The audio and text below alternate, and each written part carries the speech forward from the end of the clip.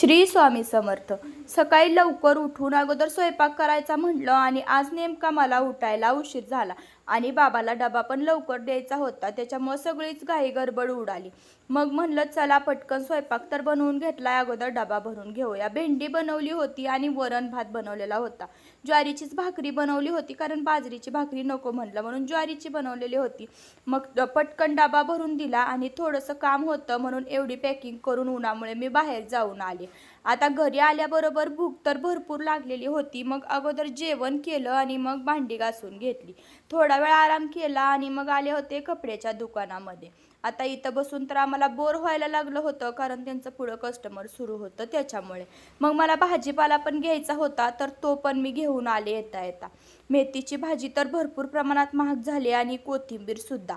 जवळपास अर्धा तास मंडईमध्ये फिरल्यानंतर मला एके ठिकाणी ही मेथीची भाजी भेटली आणि एवढी महाग आहे ना की काही विचारू नका. आता उन्हाळा असल्यामुळं सगळंच माळवं महाग झालंय, पण मेथीची भाजी आणि कोथिंबीर जास्त प्रमाणात महाग झालेली आहे. मग म्हणलं चला आता तुम्हाला दाखवूया की कपड्याच्या दुकानातून काय आणलंय. तर हे काय छोटे छोटे नॅपकिन मी कपड्याच्या दुकानातून आणलेले होते, बाकी काय आणलेलं नव्हतं.